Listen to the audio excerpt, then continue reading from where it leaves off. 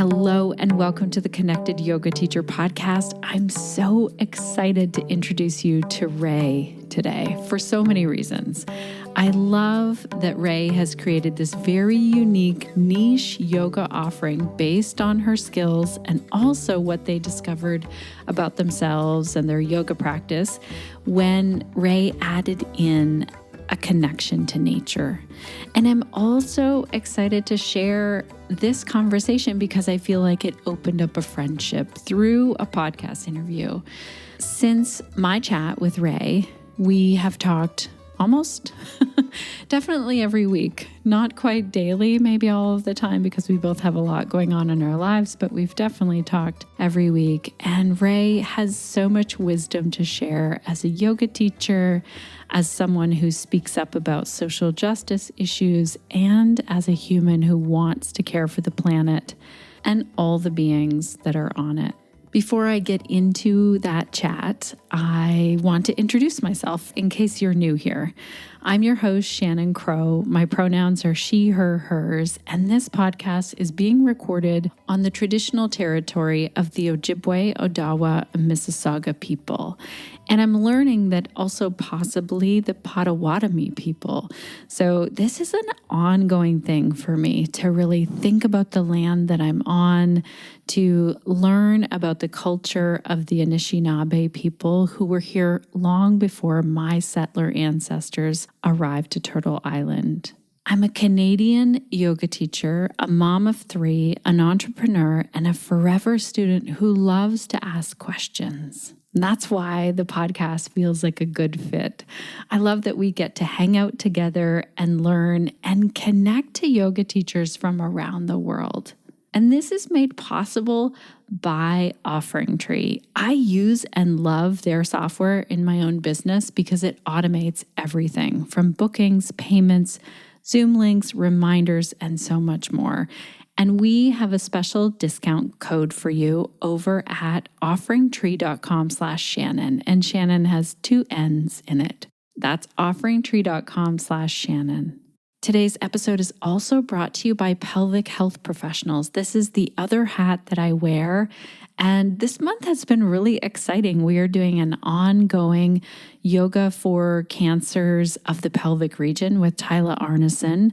And you can catch the replays of those if you still want to attend. And we also just did, as I'm recording this for you, we just did a call with Emily Light all about organizing the notes that we give to our clients and the notes that we take for our own records. Oh my gosh, it was amazing.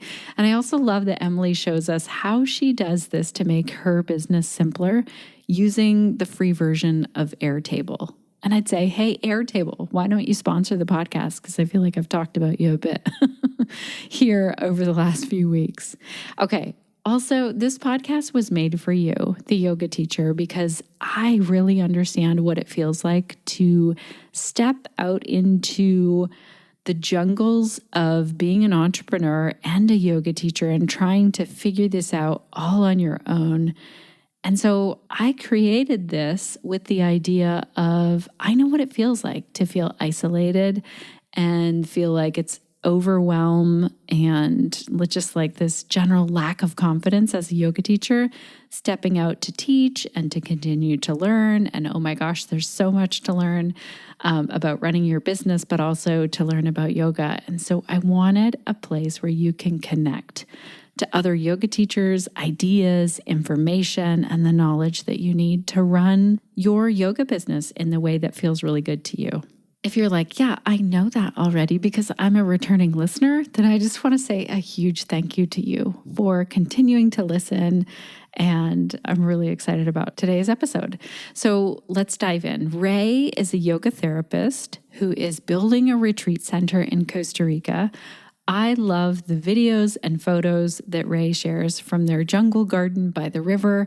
I love when her 4 dogs and 1 cat get really excited to get down to the river in the morning. And I feel like that's how we connected on Instagram, and I share it here in the interview. And at the time when we booked this podcast interview, I just had no idea how much we had in common. And yeah, like I said, we've built this friendship, and it's really something to go back and have a listen to this audio, to listen to kind of where we were at and where we've come. So back in episode 358, just 2 weeks ago, I shared an online community that you can join if you'd like to. Ray created this. It's on Discord, which is a free app. And our Discord group is for yoga teachers. Like I said, it's totally free. It's called Yoga Teachers for Change. And I love that this is set up so that we can collectively talk about information and actions that we can take to create change, positive change in the world. Right now, we're very focused on, how can we take action and learn more so that Palestinians have freedom and equality.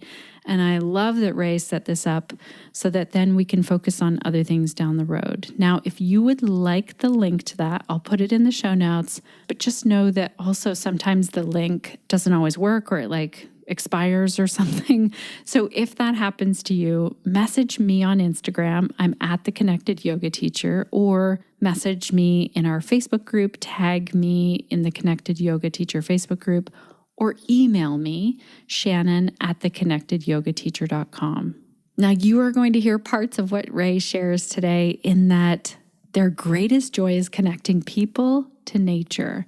So Ray worked as a park ranger for 12 seasons and still does occasionally in Yosemite, Grand Teton, and the Glacier National Park. Ray works with all kinds of folks in their yoga therapy practice.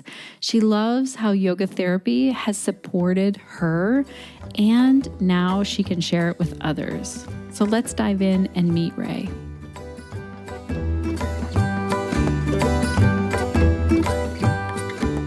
Welcome to the Connected Yoga Teacher Podcast, Ray. It's so great to have you here today. Thank you so much for having me. I feel honored to be here.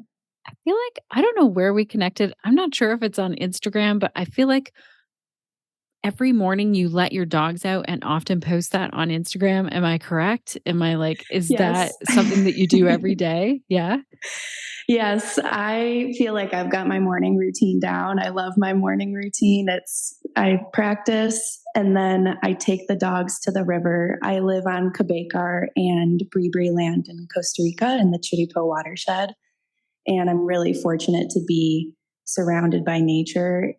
And I take the dogs every single morning. Most mornings, I also do a little cold plunge. The water might look like it's warm, but it's very cold. And it's a beautiful way to start the day. That is a beautiful way to start the day. Well, I feel like I connected with you there. And I just love when you share that. I feel like it's really nice. And your dogs are so excited to get down to the river. And I did see you in the water, and I was like, I wonder how warm that is. And I thought, it doesn't look that warm. So it's your little ice bath, cold plunge time. Exactly. Yeah. So tell our listeners, what's the work that you do and who do you do it for? So I feel like I wear a couple different hats. My passion, if I strip it all down, is to help people connect to their core selves, which I think is what most of us are trying to do as yoga teachers, yoga therapists. I'm most attracted to working with nurturers, deep feelers, empaths, caregivers. I've been playing with this word carer because I just feel like there's this huge spectrum of people who care for others. And I do that through using yoga therapy, nature, and boundary work. That's amazing. And I also saw that you work with people with traumatic brain injuries, or when I first go to your website, I see that. So tell us about that work as well. Yeah. So a couple years ago, my husband experienced a traumatic brain injury. He was rock climbing in Yosemite on El Capitan, and he was sleeping on the wall. And there was a rock fall above him, and he was struck by a rock and had to have a whole helicopter rescue by Yosemite Search and Rescue and get airlifted to UC Davis. He lost about 15 to 20% of his brain.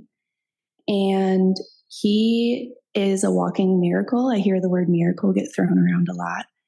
He had an amazing recovery, and I feel really fortunate.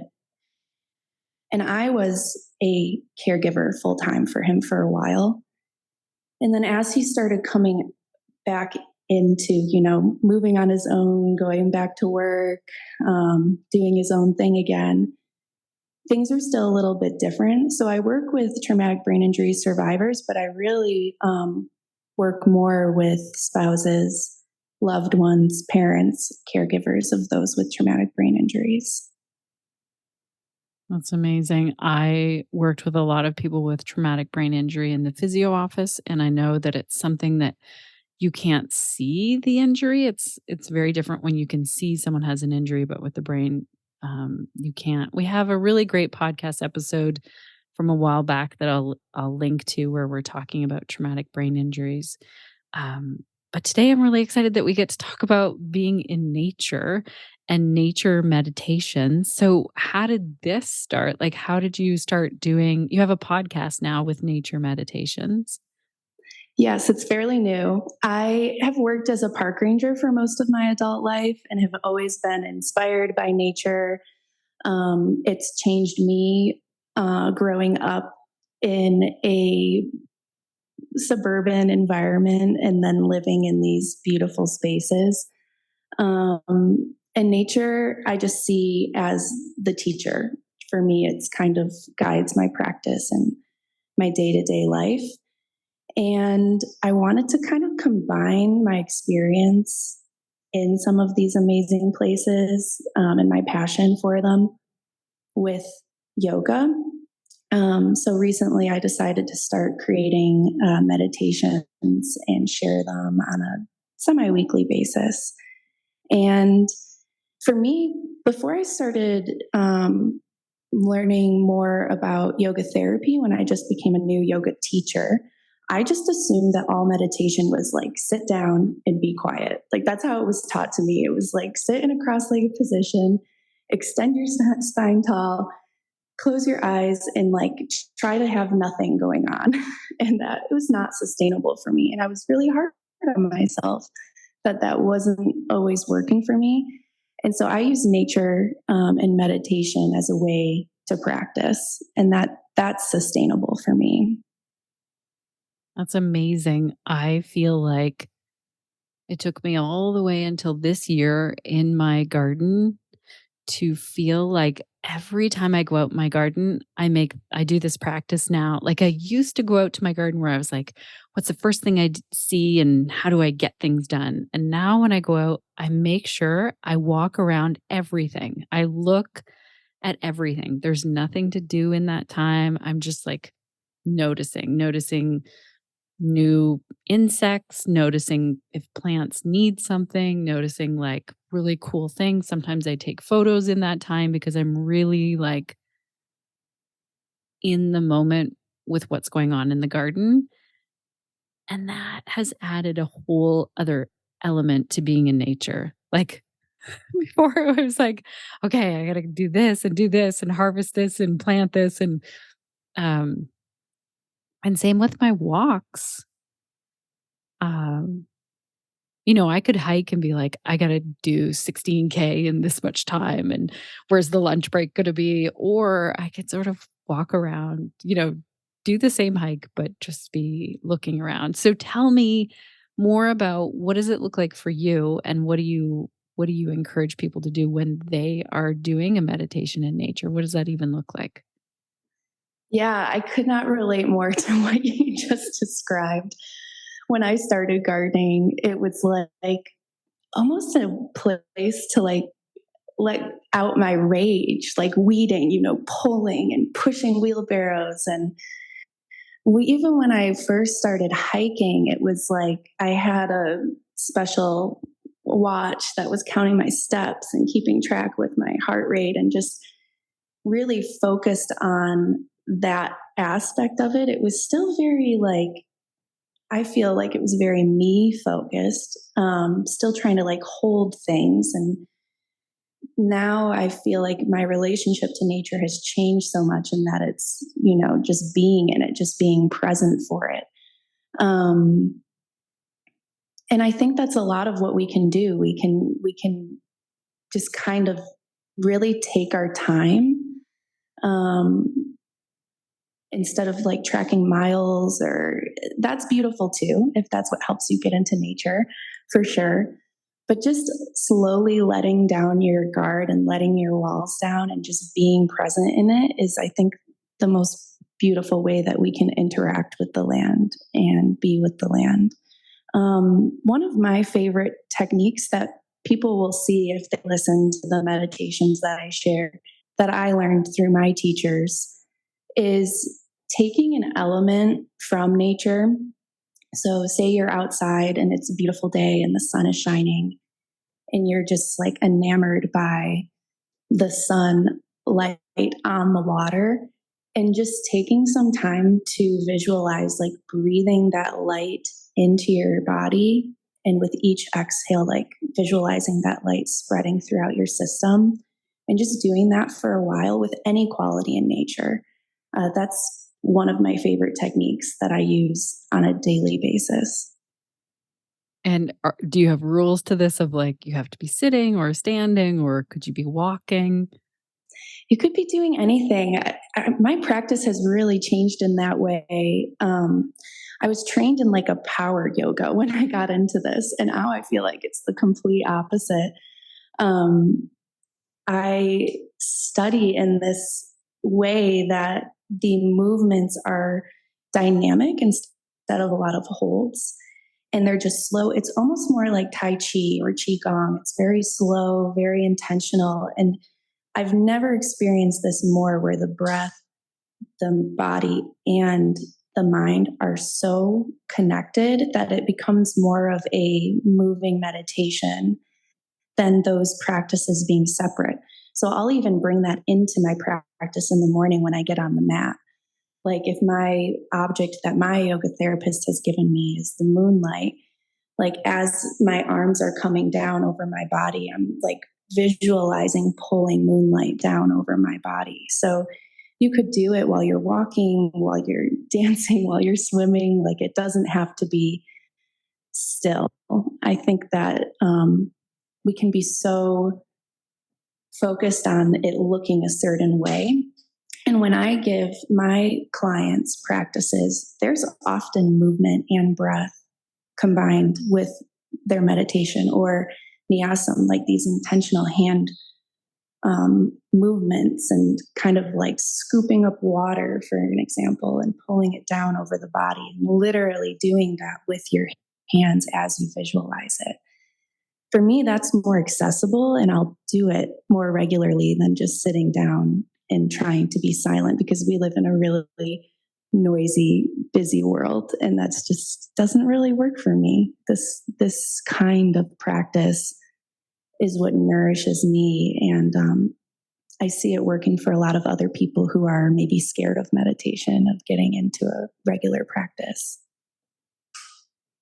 That's amazing. It sounds like, and I wonder, I'm so curious if your practice and your yoga therapist is Vinny yoga inspired. Yeah. Yes, yes. Studying through the KYM, Krishnamacharya lineage. Yeah. Okay. Okay. So are you Yeah. studying with Chase then? I'm studying under Amy Wheeler right now Oh, through the nice. optimal state. Okay. Oh my Yeah. gosh. We have a podcast episode sitting and waiting to go out with Amy, and I'm really excited about sharing it, but we want to put some other ones with it. So, um, it's not out yet. It's not ready to go yet, but it's a really good one. I love that so much. Yeah. I found Amy through the Connected Yoga Teacher Facebook page. After my husband's accident, I was kind of in a dark place, really seeing how I didn't have, when I talk about boundaries, it's not just saying no, it's these emotional, like internal boundaries. And I was just absorbing all of his pain, all of his suffering. And I didn't know how to stop doing that. And this wasn't what attracted me to the yoga therapy. I just saw the hospital rooms and I was like, I'm so grateful to all this Western medicine, but there has to be more that we could be doing. And I posted on the Facebook page and I said, I want to be like a hospitalist. I want to see the whole picture, but in a yoga lens. And every single person was like, you want to be a yoga therapist? I was like, you just described that. And then I asked about schools, and a bunch of people recommended different schools, but something about finding Amy's school felt like this is it. I feel like I've found my place, and it's been beautiful. So I'm really grateful to you and the Connected Yoga Teacher community. It's really helped me find my way in navigating what my niche is, like what I want to do with all of this beautiful wisdom that's been gifted to me. Oh, I love that you met Amy through there and that worked to connect you. That's really like, that's the whole goal of the podcast and the Facebook group. That's really It's fantastic. working. Success. Yeah, it worked for me. I know it's working for other people. Yeah. Yeah. Oh, I love that. So then tell us, like, what is one other way that we might, let's say we live in town or in a suburban area and we, maybe we go out for walks here and there, or, maybe we walk our dog or walk our kids or whatever. How do we connect more with nature when it's like, well, I walk on the sidewalk and there's not really a waterfall in Costa Rica that I can go to? Right? That's a great question. Yeah, and that's the thing about creating these meditations around national parks is I choose that because it's what I know and it's what inspires a lot of people and brings a lot of people recognize them or have visited them. But all nature is sacred. All nature is holy, whether it's the dandelion growing out of the crack in the sidewalk or the tree, the ornamental tree in the yard. Like it's all so beautiful and important. And I mean, even what you just said really makes me think about being really affected by a post recently by Plestia, a 19-year-old journalist in Gaza. And she shared this video of smoke in the sky. And she shared something along the lines that the sky was some place that she always was able to turn to for a sense of freedom. She used to love sunsets and sunrises, and now all she sees is smoke. And that kind of broke through all of my walls and pierced my heart in a way, because the same sky over all of our heads is the same sky over Gaza. It's the same sky over Yosemite, Glacier, Joshua Tree, all of these beautiful places that we love. And so wherever you are, even if you're not able to connect fully with what's in front of you, there's something really beautiful just in connecting to nature anywhere. Like I took that moment that I felt deeply what she was saying, and I kind of, for myself, turned that into a meta meditation in a way. But instead of sending compassion and joy and may all beings, feel peace and be peaceful, it was like bringing in the qualities of the sky and sending the qualities there, connecting with that smoky sky there. So wherever we are in the world, we can tap into nature. And I think what it comes down to is that everything beautiful that we feel in nature, any awe, any beauty, anything, is just a reflection of what's inside all of us. We have the power and the ability to tap into that anytime, any place that we are. So yeah, it's harder when you're not, sometimes, to tap into that when you're not exposed to it as much. I can say firsthand, living in very cookie cutter suburban houses growing up. But then I remember it's kind of like bringing in a sense of your childlike nature. Like even when you're a kid and you live in a place that's maybe not as close to nature, you still find the creek. You still find like little bugs in the grass. Like you're still finding so much wonder and awe in the little things. So maybe it's a little bit also of this like inner child healing as well, when we're looking to be inspired by nature that we see every single day, whether it's a grassy lawn or a beautiful waterfall. I love this so much. I also appreciate that you shared this story because I cannot think of a place. So, right now, it's November the 15th, 2023, when we're recording. And in case someone's listening well into the future and wasn't listening to the news, um, it's been over a month now that there has been bombing in Gaza. And I've also been following that same journalist. We'll link to her in our show notes, um, and maybe a few others as well. And that right there of a group of people, a population of people, like 2.2 million people are in, some people say an open air prison, some people say a concentration camp, basically a large caged in area with people. And that's the extreme of like, where can we not sort of find nature and freedom? And there are a lot of people, a lot of journalists that have posted about the nature there still. So thank you so much for bringing that example in. Connected yoga teachers, I'm popping in here for a moment to complain a little bit about my website. I want to tell you that it's built on WordPress. And when I built it, I had a couple of people in my life who helped me build something on WordPress. And it was exciting because there are so many options on WordPress. But at the same time, there are so many tech issues that can happen. And the reason why I've stuck with WordPress is that we have a plugin specifically for the podcast that allows us to make the show notes pretty easy. Otherwise, I would seriously be switching my entire website over to OfferingTree. We have an issue right now that I have been looking at over the last 3-4 months.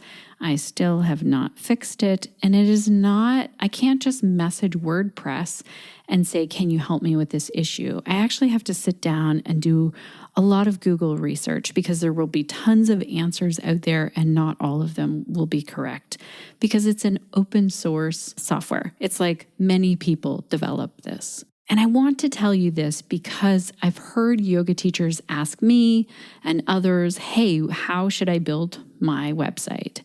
And I want to tell you that my answer, hands down, unless you need something really customized, and believe me, that's going to come along with more tech issues, my answer, hands down, is always check out OfferingTree. Yes, they sponsor the podcast, but the reason why they sponsor the podcast is because I talk about them all the time to yoga teachers. And that's the type of sponsor we have on the podcast. It has to be something that I know really well, that I use myself. So I do use the entire booking part of OfferingTree, the payments, the reminders, the Zoom links, all of those things. And OfferingTree even at one point showed me how easy it is to build a website that looks exactly like mine. So the only thing that I am sticking with WordPress for is this one plugin for the podcast. Unless you have that, I would say seriously check out OfferingTree. And we have a discount code for you over at offeringtree.com/Shannon. The other thing about this company is their amazing tech support. So when you have an issue, you can either reach out to them directly, they'll get back to you, but they also have a Facebook group, and I cannot believe the support that happens in that Facebook group. So check it out. Send some love over to the OfferingTree team. If you already use their software, tell them that you heard about it from the podcast. And make sure to use our coupon code to save yourself a little bit of money. That's over at offeringtree.com/Shannon. All right, let's get back into today's episode with Ray. This brings me to another question then, because this weekend, as I was watching, so many Palestinians in a lot of pain, as well as Jewish and Israeli friends as well, in a lot of pain. I went outside this weekend and I was feeling like an immense gratitude for just, I get to walk outside and like be free and be safe and enjoy nature. And then there was this guilt that went along with it. Do you have any thoughts on that Absolutely. of how you've been feeling or how you deal with that? Yeah, I mean, we're experiencing this through our screens, but it's happening. This isn't a movie. We are collectively experiencing this trauma, and there is going to be survivor's guilt. And I think that we turn to nature for information, for healing, for direction. And Adrienne Marie Brown writes about this in her books a lot, about how nature has a lot of reflections and guidance for us when it comes to how we move through things like this, through these times. One of my favorites is trees, and how trees basically speak to one another and how they share their abundance through their root systems, through the mycelium. So if a tree gets cut down or struck by lightning or is sick, the other trees will share their abundant nutrients and water with that tree to keep it alive, to help it. That's a beautiful example of, what us right now, and how we really need to nurture our real relationships in our lives, how we need to nurture people in our communities and abroad.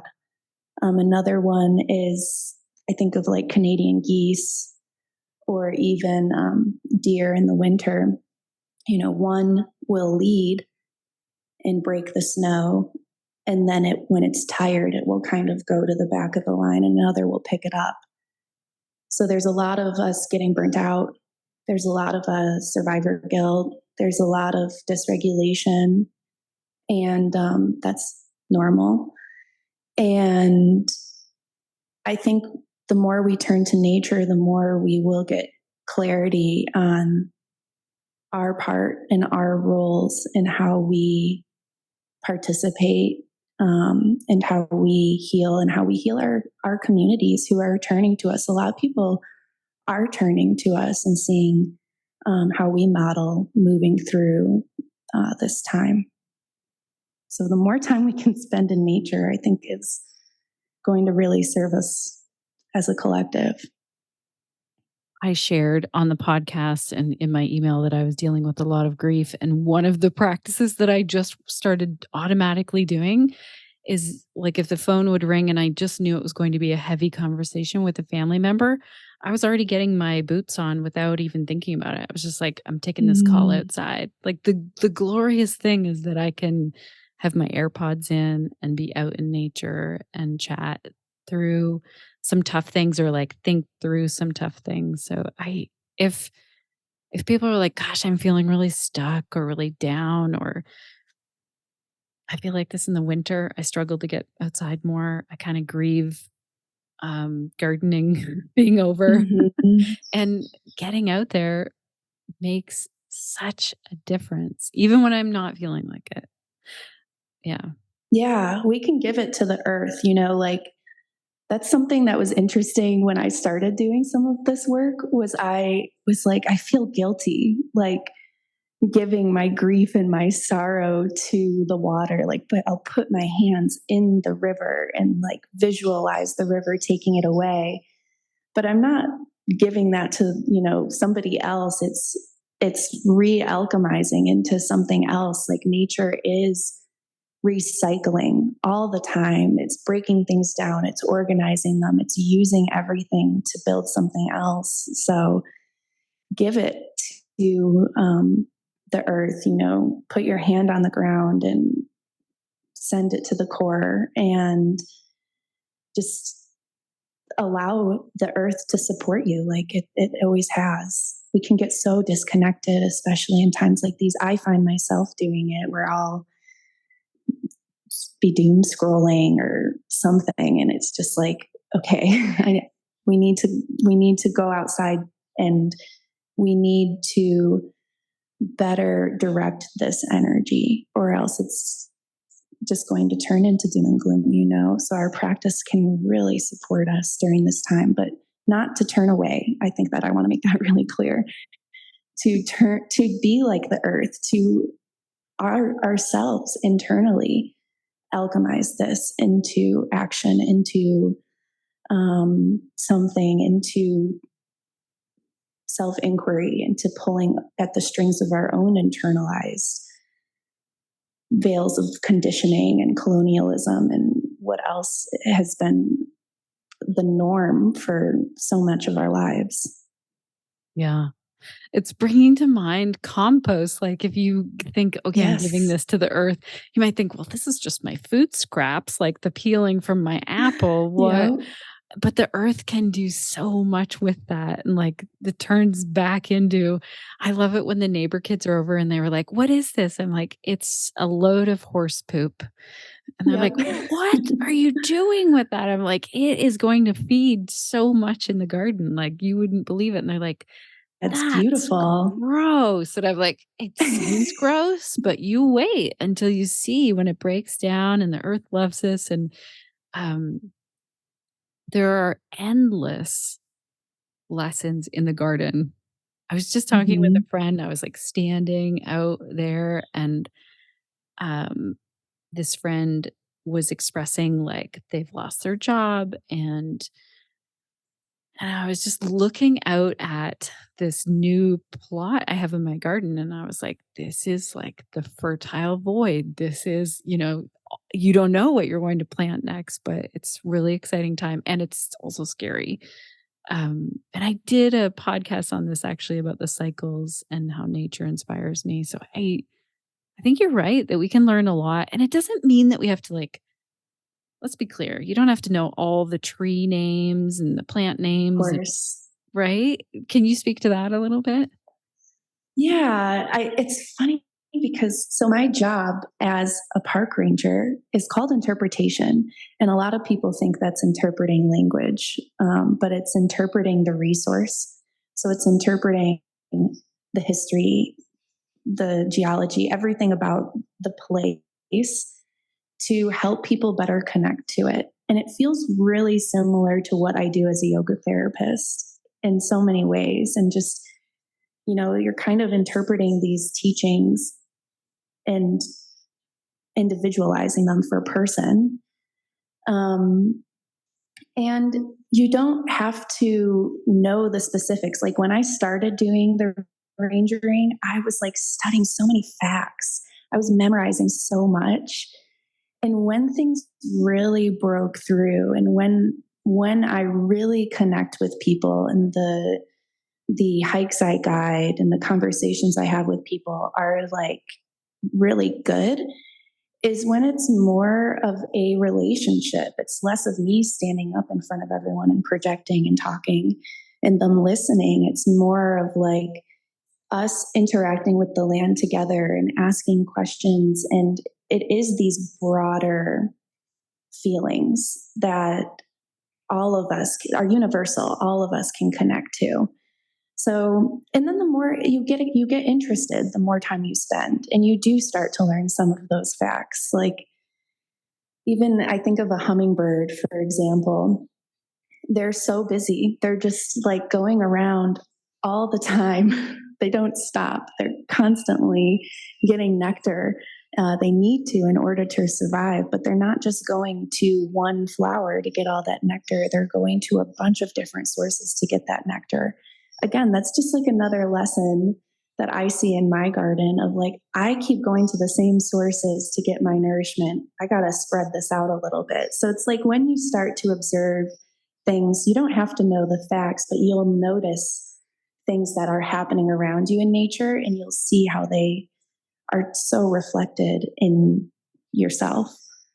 Yeah. Do you ever look up? So I did this. I'm not asking as a judgment thing at all. But I love when I see something out in nature and I'm like, ooh, like one day I was talking with my friend and I said, I see a bluebird and like I never see them here. Just a minute. I'm going to look up what the like spiritual meaning of bluebird is. And sometimes I think, is this like some sort of cultural appropriation or is it just made up or blah, blah, blah? But I feel like I get a lot from that practice. I don't know if you do anything like that.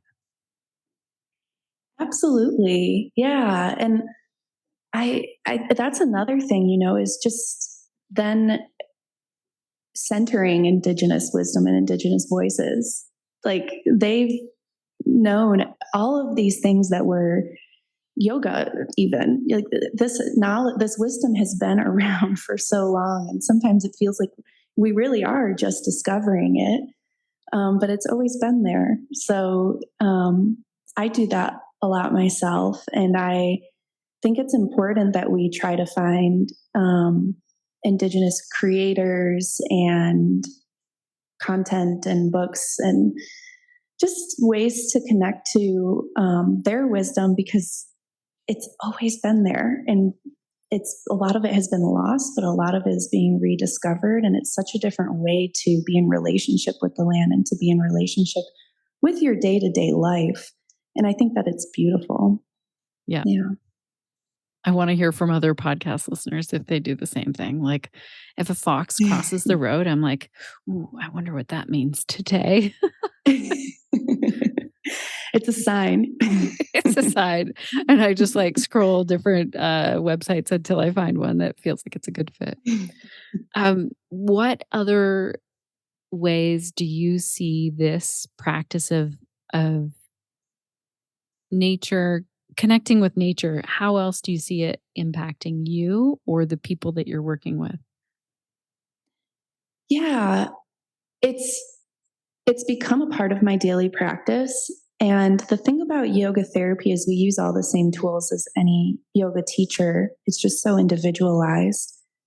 And I use nature, and that I feel like that's always been a part of yoga. And I think that what it does is it creates pauses, which is kind of, I feel like my biggest goal as a yoga therapist for myself and for other people is to create as many pauses in our days as possible before we speak, as we're, going down those spirals in our heads. Like as many times as we can create a pause, we can be more present. And so introducing nature into people's practices as part of their daily practice. And then, like some people I talk to, I'll just use analogies and they'll be like, that dragonfly thing you said to me, I've been seeing dragonflies everywhere. And, it creates pauses in our lives that allow us to be more intentional and be more present in our day-to-day activities. Oh my gosh, I love that. The pausing. I can, especially this week. I'm like, I need to go outside. I'm just thinking right now, how can I get outside like as a break today? Because I can process so much more when I'm outside. Yeah.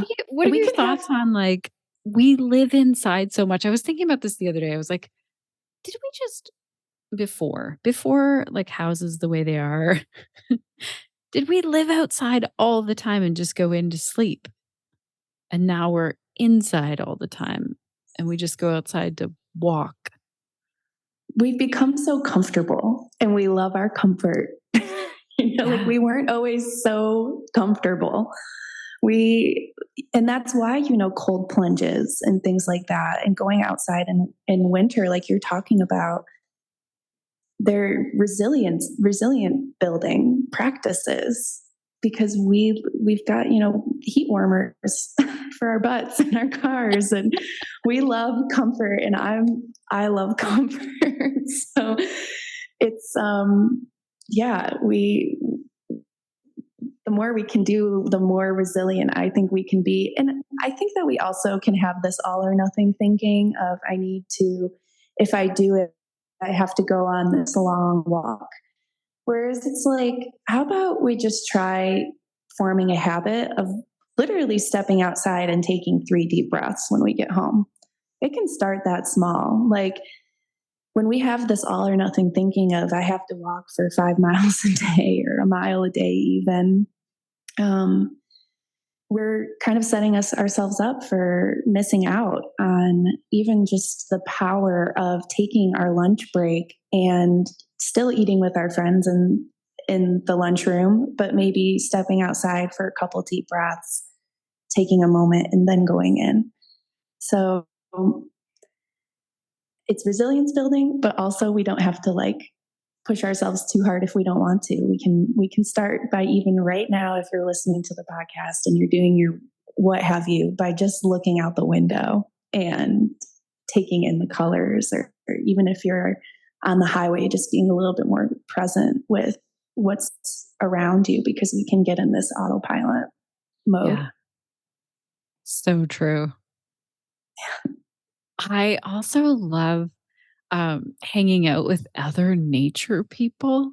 We started this hiking thing this year, and I just love how, like, I know this one person who hikes with us. She loves birch trees. Every time I see a birch tree now, I'm thinking, oh, Carol would love this tree. I love And that. I get so excited about other people. I call Yeah. it like Labrador energy of dogs, like where you're just like, "Oh my god, I'm so excited about this thing." I get like that with sunsets, and I think more when we can embrace that, where we're like, my kids joke around like, "Oh, there she goes. She's listening to another bird." But It's awe. It's it awe. is awe. It The more is. I'm an awe chaser. The more awe I can experience in my life, the better. Right. It's awe. It is. It's pretty amazing then. I remember going walking with a friend, and it was just like her daily walk with her dog, and so and I was like, "Oh, wow, look at the bark on this tree." And she was like, "Oh yeah. Oh yeah." I'm that friend that's like, come smell this tree. Come stick your nose in the bark. Right. I wonder what you said, like that this is really something from our childhood, because I was out in nature so much, like flipping over rocks and seeing what bugs were there, and I don't know, jumping in big piles of leaves. Do you think that's a big part of this, of why it's such a healing practice for so many of us? I think so. And I think that we have ancient parts in us, like our nervous systems are ancient. There's so much about us that can tap into our ancestors and our past and nature. We are nature. We're so disconnected from that.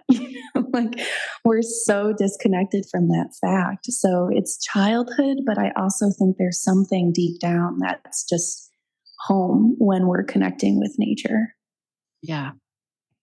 Oh my gosh. I hope this inspires our listeners to get outside or look out the window and really see like what messages are there for you. I'd love to hear in the comments or in our Facebook group or tag us both if you're out walking outside. Yeah. Um, Thank you so much for this. This has been fantastic. And we'll make sure to link to your podcast. So, what's it called and how do we find it? Yeah, it's called Peace in the Parks, and it's on Apple Podcasts and Spotify right now. Okay. Also, what is it feeling like to have a podcast? It's fun. I felt like it was maybe the best way to share my meditations, in a way that was free and that it would keep me creative and like sharing more, because the more I share, the more like comes. The more I hold it close to me, the more I'm just kind of stagnant.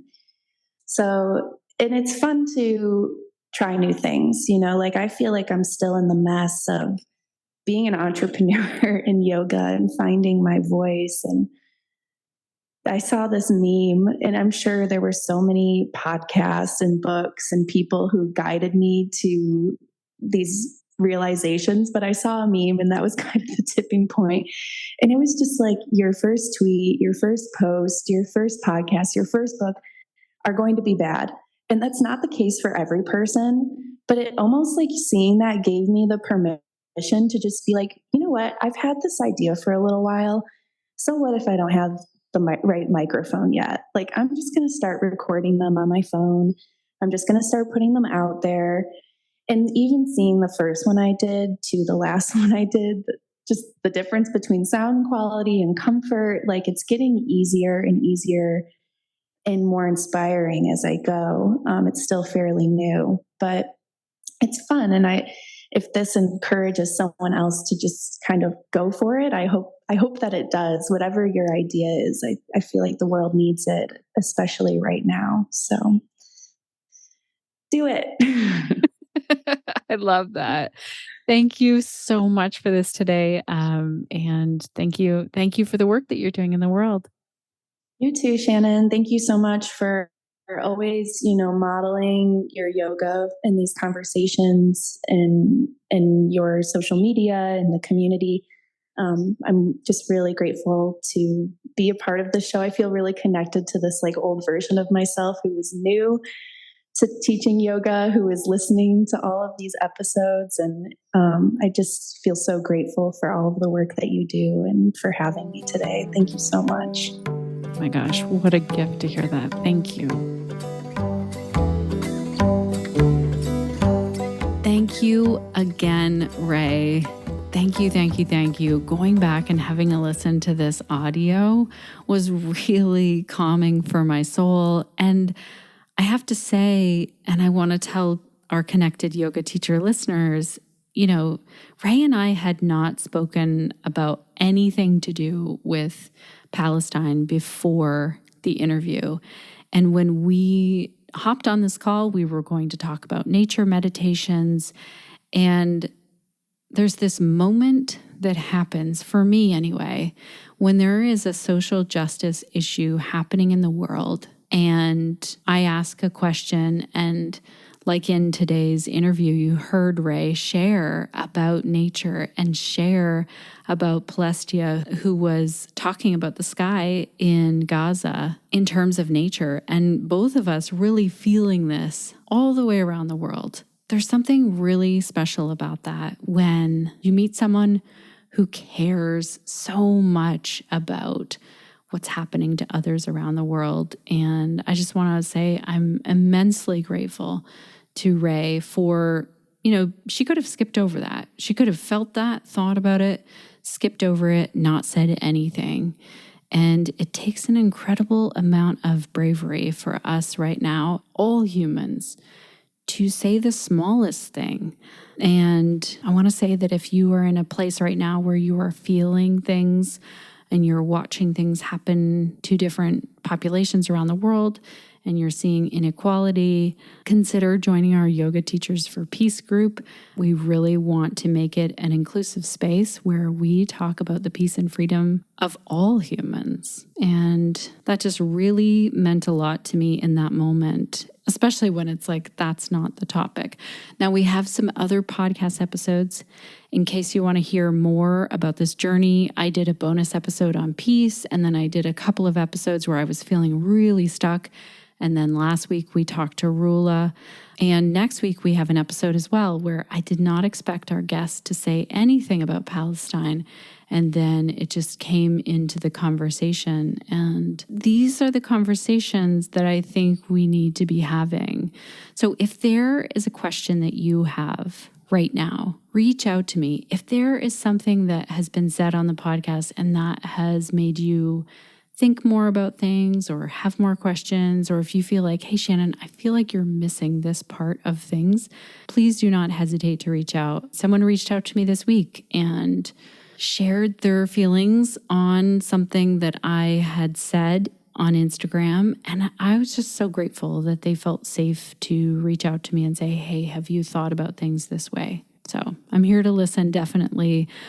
And I'm for sure here for any conversations around how you are connecting nature and your yoga practice. I want to hear about that. And yes, please tag me on Instagram if you're outside.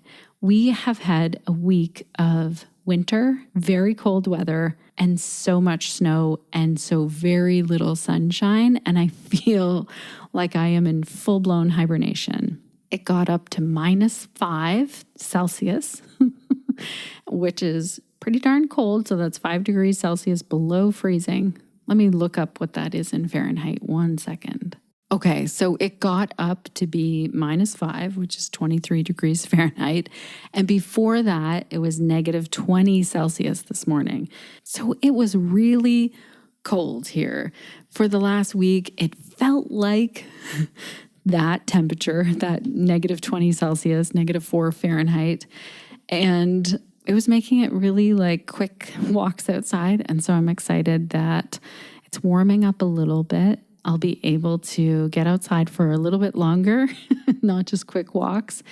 And I also have some exciting things that I'm sharing in my stories about getting outside. So make sure to find me over on Instagram. That's at The Connected Yoga Teacher. And also share with me if you are living in a location that has a different temperature, or maybe it's colder, or maybe it's the same. I love to see photos and videos of outside time. And I'd love to hear your thoughts about this episode. Let me know if you're getting out in nature. Let me know if you try on some of the things that Ray talked about, doing a meditation while walking, really thinking about parts of nature in your meditation. I want to hear from you, Connected Yoga Teachers. All of the show notes for today's episode can be found over at theconnectedyogateacher.com/360, because wow, this is episode 360. That's amazing. You can also find the episode by searching on our website. Sometimes that's how I find which episode it was. So you can go to theconnectedyogateacher.com and type in nature or meditation, and you'll find all kinds of things. Or maybe you're looking for something else. Oh, I need to tell you, Connected Yoga Teachers, if you want to hang out in person, right now that's online. That's where I'm hanging out for the winter anyway, not doing much traveling in the winter. We are continuing with our Yoga for Pelvic Cancer with Tyler Arneson. That happens until February the 14th. And then I'm excited to tell you that Kathleen Pratt is going to teach us another yoga series beginning in March. I will get the dates and details for you soon. That one is called Mind Body Practices to Nourish Your Nervous System. That's what it's called right now. And I'm really excited because Kathleen is really going to do a yoga series focused on how we can nourish our nervous system. And my goodness, I don't know about all of you, but this is a series that I feel like my nervous system could use right now. So I'm excited that we get to connect online, practice yoga together. Now, this is part of Pelvic Health Professionals, so you can join the membership to access that, or you can sign up for the series. Soon we will have a link for you to sign up for that. As I'm recording this right now, we don't, but maybe we will by the time it goes out. And we just have to get all of the details ironed out so that you can sign up for that. And we hope to do it the same way that we did the Yoga for Pelvic Cancer with Tyla, a buy donation, pay what you can model, which worked so well. So have a look on our Pelvic Health Professionals website. That's pelvichealthprofessionals.com.